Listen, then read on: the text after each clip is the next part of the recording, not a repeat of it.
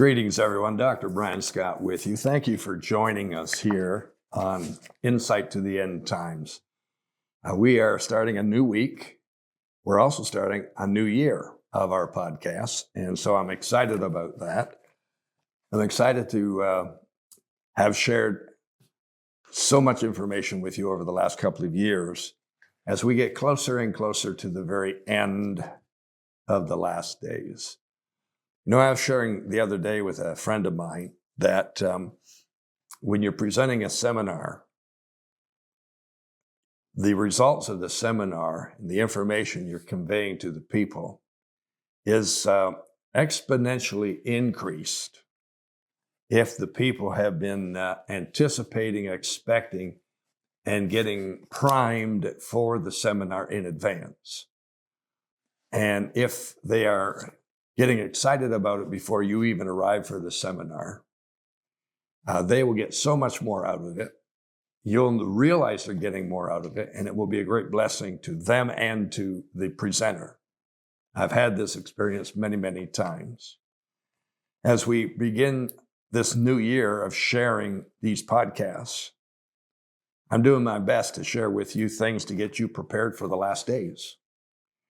And the more you receive and anticipate and understand where we are on God's timetable, the more prepared you are, the better prepared you are for the end. You have to remember the parable of the 10 virgins in Matthew 25.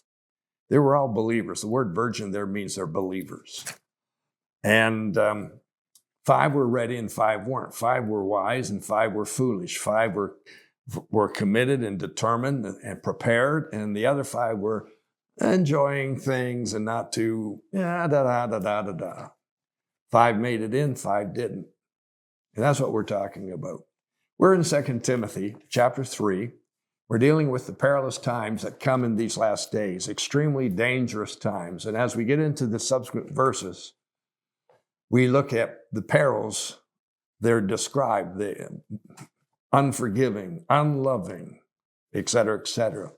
We're in verse number 3. We're entering into what is the 11th peril listed there. It's in verse 3. New King James says slanderers. In these last days, there will be slanderers. The King James says these are people who bring false accusations. And is that ever true today? My gracious, it is everywhere. Now, the word for false accusations or false accusers in the Greek is the word diablos. And diabolus is essentially another term for the devil, who's the accuser. He's the slanderer.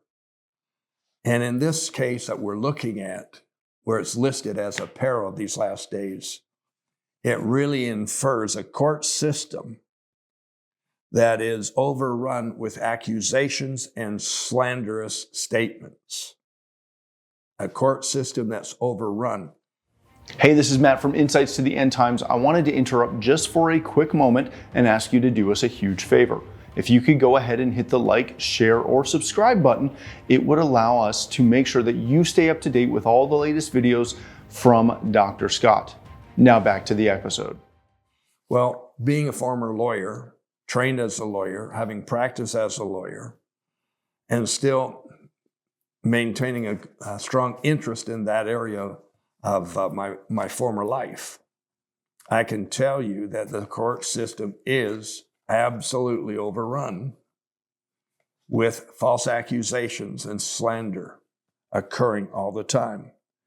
Paul's saying to Timothy, the Apostle Paul says to Timothy, in these last days, people will become slanderers and false accusers, and they will accuse other people, which will result in people spending enormous amounts of money to clear their name instead of people sitting down and working out the issues. Well, I've seen people in, say, divorce situations, matrimonial breakdown situations, spend into the 6 figures to make their point and refuse to sit down and resolve things and they make all kinds of accusations, and they slander the other side, and they slander the people who are friends with the other side. They create an absolute war zone.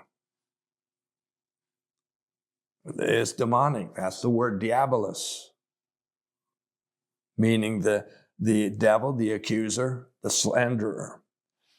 The book of Revelation, chapter 12, verse 10 says that the accuser of the brethren, this is the devil himself, the accuser of the brethren, we have overcome the accuser of the brethren.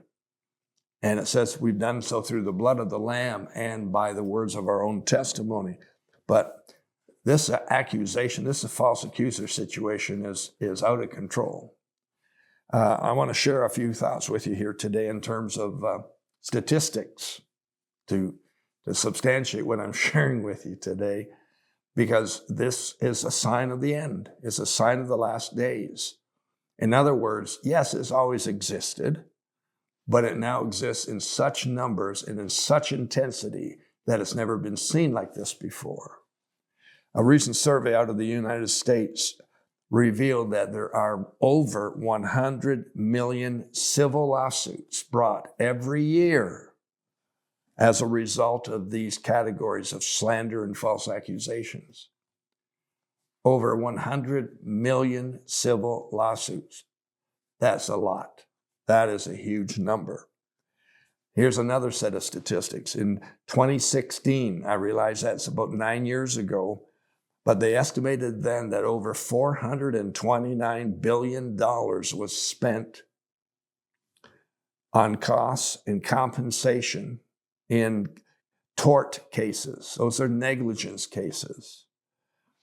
That equates to 2.3% of the GNP, the gross national product of the United States, over $429 billion in court costs and in compensation, which really puts the United States into the number one position for expensive court proceedings worldwide. The medical profession has been targeted numerous times. It's an ongoing thing in the medical profession. And as a result, it costs the medical profession over $650 billion a year just to protect themselves from litigation. The doctors, the medical facilities, the hospitals, the clinics, and so on. That's 26% of every dollar that's spent on medical care every year is going towards protection. Insurances, et cetera, et cetera. So your medical bills are that much higher by 26% because of the massive, massive outflow of funds to keep the doctors protected, the hospitals protected, the clinics protected, and so on and so forth. Hallelujah. The cost of medical malpractice insurance in the United States is $55 billion a year. And another $45 billion a year is spent by doctors to avoid lawsuits. So, folks, I don't know if you can even grasp the enormity of this, because these numbers, billion and million and so on, they don't mean much to us. They're so big. They're massive. And yet, it all filters down to the individual paying more for everything. What are we talking about here? We're talking about people who are falsely accusing, slandering. When people get, the term I use is bent out of shape, they got to point the finger at somebody. They never point it this way. They always point it that way. So they say, this person's at fault, that person's at fault. They should have known this. They should have known that. A lot of these situations are not guaranteed. There's no way you can guarantee them.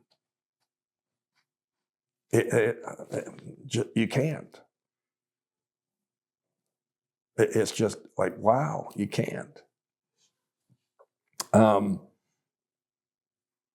Greek word for slander here is, as I mentioned earlier, is diabolos. It's translated other places as the devil, the accuser of the brethren.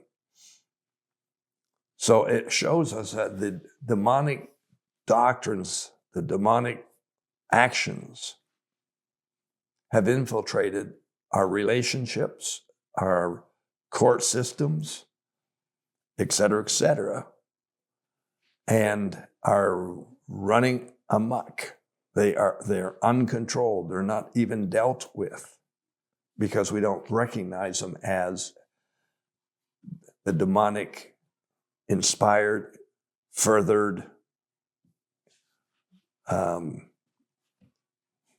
We don't see it that way. It's just like, well, that's the way it is today. The doctor should have known better, et cetera. Oh my gracious. Have you ever been accused of something and you say, I wasn't even in the city. I wasn't even in that situation. I wasn't even there. Or you've been accused of something that dates back a whole lot of years, and you say, I can't remember anything that happened that year. That's not a defense anymore. You see, the false accusations of the day don't depend on evidence or facts. It's a he said, she said mentality that has invaded our court system. Some people call it the effects of wokeism. It's invaded our court system. It's invaded our lifestyle. He said this, she said that. Who do you believe? Well, it used to be a case of show me the facts, show me the evidence, and I'll prepare the court case, or I'll prepare the court proceedings on the basis of the evidence and the facts that we have gathered to support our position. Now it doesn't matter. Now it's she said this. The accused, the male, the man, is under attack. He has to defend himself.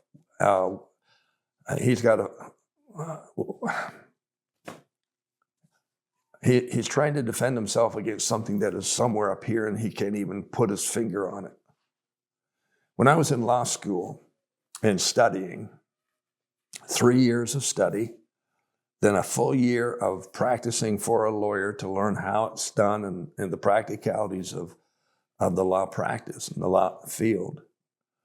And then we had a further 6 months when we went to a further set of courses called the Bar Admission Program, so we could be admitted to the legal bar, into the practicing of law. So essentially, it was the better part of a 5-year training program. All through that, the system was built this way: you are innocent until proven guilty. Somewhere along the line, in subsequent years, I can't even pinpoint when it changed. But it shifted, and it's been this way now for a couple of decades, that you're guilty until you prove your innocence. So when this false accuser or slanderer comes along and makes an accusation against you, wow, you are guilty until you can prove your innocence. The person who's made the accusation, all they have to do is make an accusation. Then the system takes over and begins punishing you. And you're on the hook to prove your innocence. How do you do that? It's a difficult situation. I'll give you one illustration that I'm personally familiar with. I was practicing and had been for quite a few years. I was probably into, 10, 12, 15 years of practice. And all of a sudden, I get a letter from the Law Society that governs all the lawyers in Ontario, where I practiced. And a former client that I had represented approximately 10 years earlier, had written to the Law Society and accused me of making errors and mistakes leading to him losing his entire business, his entire operation, losing all his capital, all of his savings, because I was at fault for something that occurred 10 years earlier. Well, I get this letter and I am instructed by the Law Society, respond to this and share your position. In other words, they were suggesting to me, based on what he's saying, you're guilty, so you prove your innocence. First of all, it infuriated me because he had been a client of mine 10 years earlier, and then he left my practice and he went through 3 or 4 other law firms over the course of years. And each time he shifted and changed because his business wasn't going the way he wanted it to. So he said, it has to be the lawyer who has caused the problem. So I pulled out my files and I wrote and I gave them line by line evidence of what I had done when I had done it and how it had been successfully completed. The work had been completed with this, this, and this. And I said, and by the way, he had left my firm 10 years ago.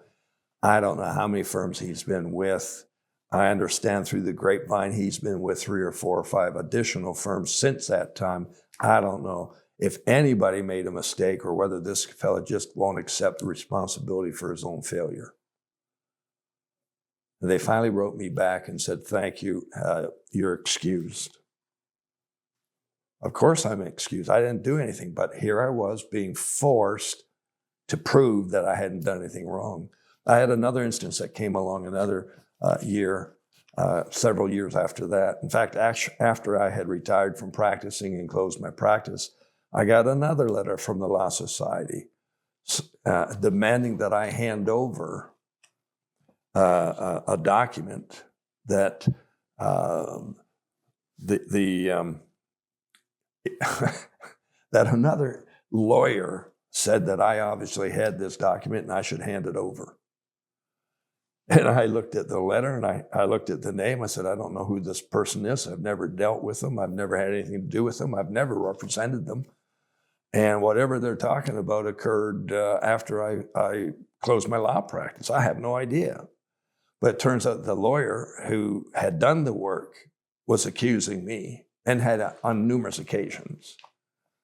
And I resolved it very quickly. I phoned the client, current lawyer, and said, I'm calling to help you out. I never acted for your person. I never acted for them. I have nothing to do with them. But the person who did act for them is the one who's accusing me of having withheld documentation. He's always been like this. He always does this. He's the one you should be dealing with. And they said, thank you so much. Thank you for bringing this to our attention. But here's my point. The demons of darkness, the devil and his crew, the diabolus, translated slanderer or false accuser, wants to do everything he can to keep turmoil, destruction, destroying, and has managed to turn the tables, even through the court system, into this, you are guilty until you prove your innocence. And that's putting a huge, huge burden on people who are being falsely accused. And it's not getting better, it's getting worse. It's another major, major sign of these last days. And you see it all around you. And you probably know someone who's fighting for their life because they've been falsely accused. I hope I've helped you today. We're coming back later this week, and we're going to look further into 2 Timothy chapter 3 and verse number 3 on these perilous things that are listed there. I call you blessed. Thanks for joining me today. Amen.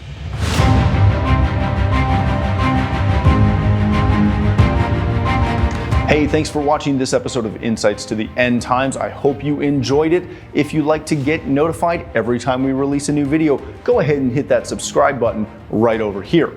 Now, if you'd like to catch the previous episode, you can do that right here, or the entire playlist is right above right here. Thanks for watching. We'll see you on the next episode of Insights to the End Times.